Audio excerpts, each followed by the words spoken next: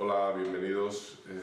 Estamos reunidos con Sensei Miguel Ángel Estables en un ambiente desenfadado. Hemos tenido que empezar varias veces la grabación porque nos moríamos de risa.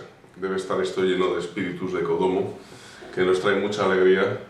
Alegría siempre de la primera de tenerle aquí con nosotros. Por supuesto, por supuesto.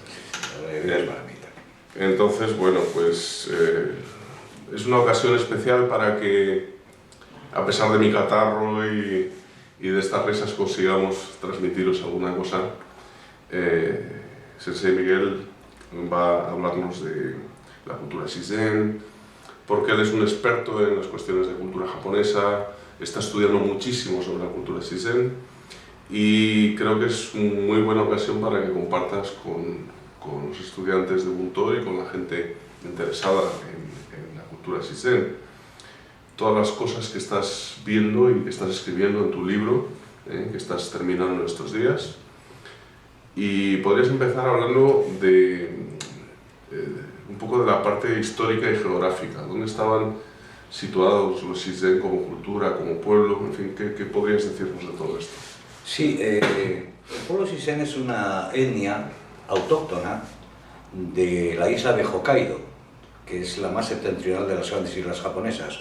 Parece ser que están emparentados racial y culturalmente con los Ainu, que son los primeros pobladores japoneses, como muy bien sabe Alfredo. Nos reímos precisamente por eso. Sí, llegaron allí. Parece ser que los Ainu, bueno, siempre se les ha atribuido ancestros caucasoideos y aunque últimamente están más bien, se piensa más... los Ainu, hasta ahora se pensaba que tenían ancestros caucasoideos, australoides, aunque últimamente más se les relaciona mucho más con los primeros pobladores de Asia. Sobre el pueblo Shizen realmente no sabemos si son descendientes directos de ellos o de cualquier otro pueblo que haya llegado allí. Por lo menos hasta ahora yo no he descubierto nada más. Pero lo importante es que, independientemente de todo, el pueblo Shizen tenía su propia cultura, su propia religión. Una religión o una filosofía que se llama Ebunto.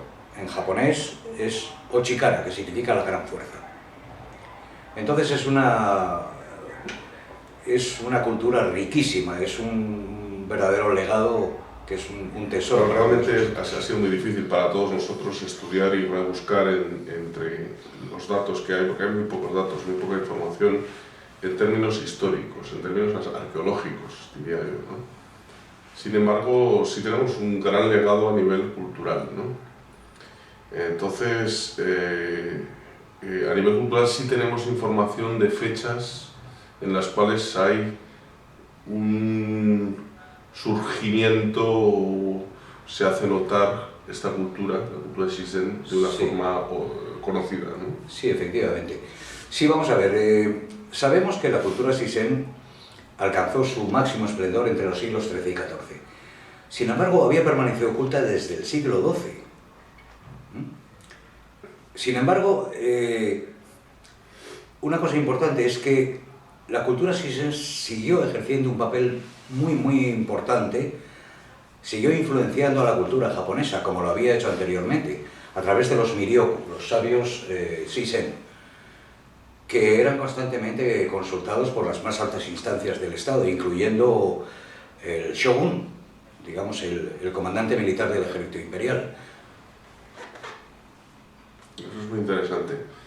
¿Y qué más cosas nos puedes contar acerca de la cultura Shizen? Lo que más puedo contar es, bueno, en mi propia experiencia, es la impresión que a mí me causó cuando la conocí, que la conocí gracias a ti.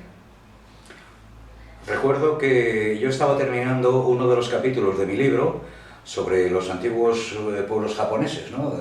Básicamente los Ainu, lógicamente, luego los Mishimase, aquí hay un montón de ellos, ¿no? Los Emishi, Hasumi, Hayato, Koshibito, Kumabito, Kumaso, y de un par de pueblos extraños que les llamaban, el nombre que le daban ellos era Kushigumo y también Hagumo. Bueno, yo había, en el curso de mis investigaciones, había descubierto pues, muchísimos pueblos extraños que pues, lógicamente ya están desaparecidos, ¿no? En el libro que estoy yo acabando, todos somos escritores hoy aquí. En el libro que estoy acabando sobre Buntó, hay un dato interesante que tú has comentado aquí, que es que cómo les llamaban Hagumo. Ese Ha viene de Hi, que es fuego, Hi no Sama, correcto, sí, fuego, sí, efectivamente. pero el A siempre es más importante en el sistema, más grande, ¿no? Efectivamente. Entonces,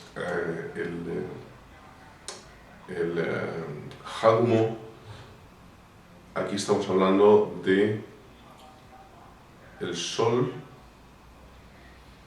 Sí, araña. Y de araña, sí, efectivamente. No es araña, ¿no? Vamos a ver, es curioso porque tanto en los clásicos chinos como en los monogatari japoneses hablaban de pueblos extraños, con extraños poderes, pero bueno, este tipo de leyendas están siempre presentes en la literatura antigua, ¿no? Pero lo curioso es que resulta que para ellos habían desaparecido, pero habían desaparecido curiosamente en el siglo XI precisamente. Hablaban de que estos pueblos habían desaparecido en la misma época en que desapareció de la escena el pueblo Sisen. Después, bueno, me enteré efectivamente que también se llamaban Hagumo, por tanto podían ser perfectamente los... Sabes que eso era porque ellos se ocultaban en las florestas, claro, como arañas haciendo nidos en el suelo. Exactamente, sí. Es muy curioso porque tú has hecho realmente un trabajo exhaustivo investigando todos estos clásicos chinos, buscando nombres, que me tenías la cabeza así con nombres. Hombre, necesitaba tu ayuda.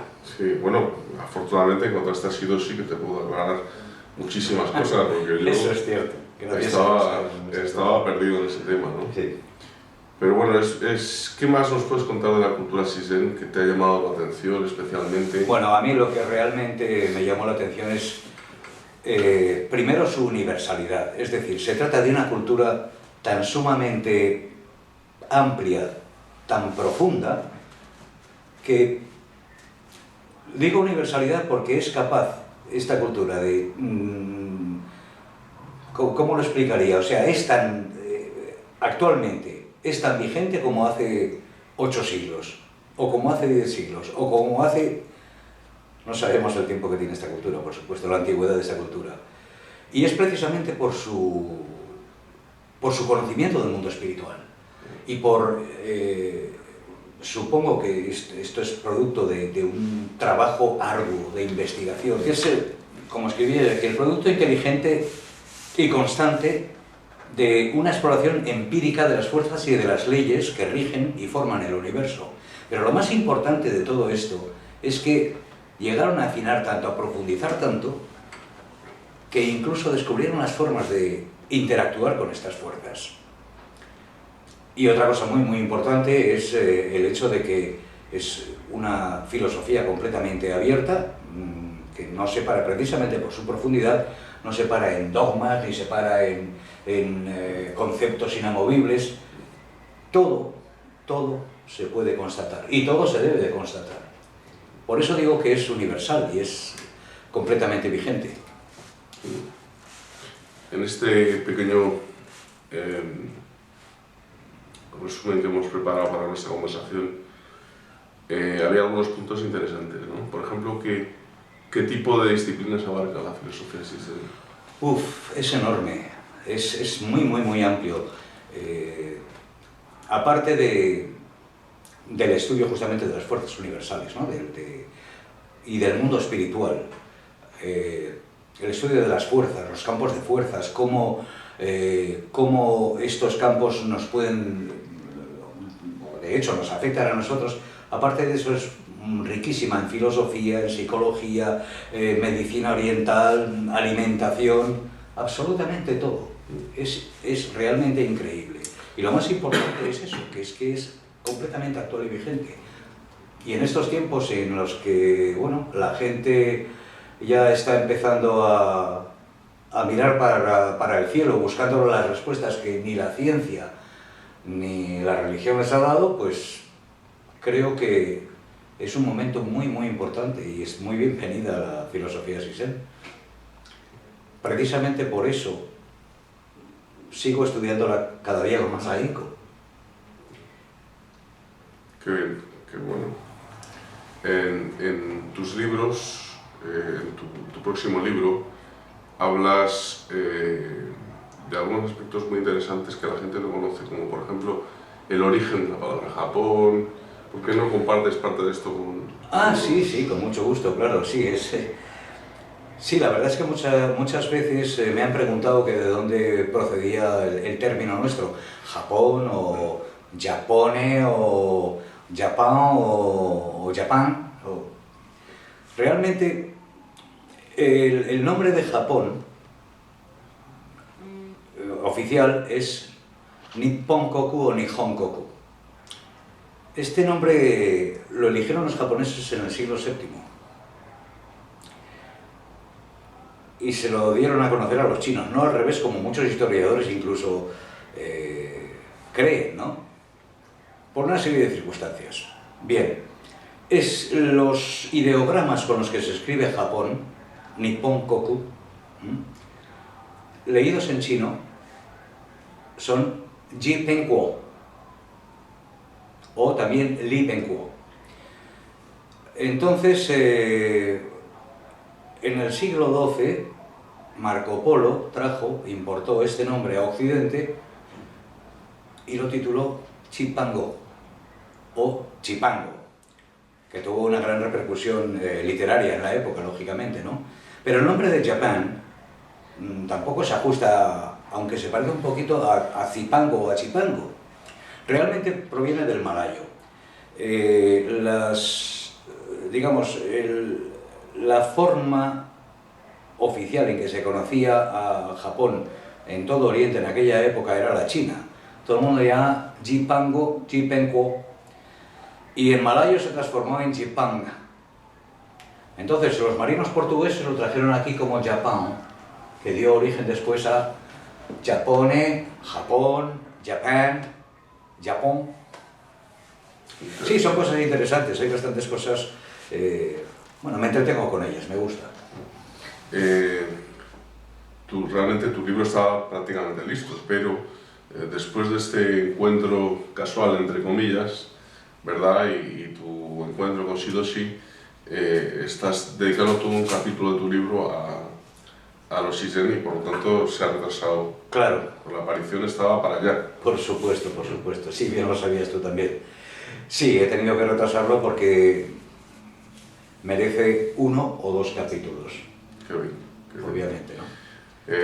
Sensei Stables muy pronto tendrá listo el libro y desde ya anunciamos de forma oficial que él empezará muy pronto una gira por diferentes países del mundo en los que dará conferencias sobre la parte de antropología, la parte de cultura del Ubuntu y del pueblo Shizen, en la que está siendo preparado especialmente y con mucho mimo por Shidoshi Jordan y desde luego apoyado por todos los estudiosos del Ubuntu, que estamos encantados de proveerle todas las informaciones que necesita. Esto os tenemos al tanto de las novedades al respecto. Asimismo le he pedido a Sensei Stables que sea una de las personas que hace la introducción a mi próximo libro de Ubuntu, que saldrá a finales del mes de enero o principios de febrero. Y bueno, es un placer porque él fue el primer prologuista de un libro mío, hace ya... Cierto, 30 años. Más de 30, ¿no? O más de 30 años, sí. En aquel tiempo el Sensei Stables ya era una persona muy importante dentro de los círculos de la cultura japonesa en España. Había estado varios años aprendiendo medicina oriental en Boston con Michio Kushi. En fin, tenía ya un gran background, había estado en Japón, sacado su cinturón negro con Oyama, en fin, pasaba consulta de medicina oriental, daba conferencias por todo el mundo y fue mi profesor de medicina oriental. Y en esa época yo escribí un libro de cocina que él tuvo la gentileza de presentar, ¿no?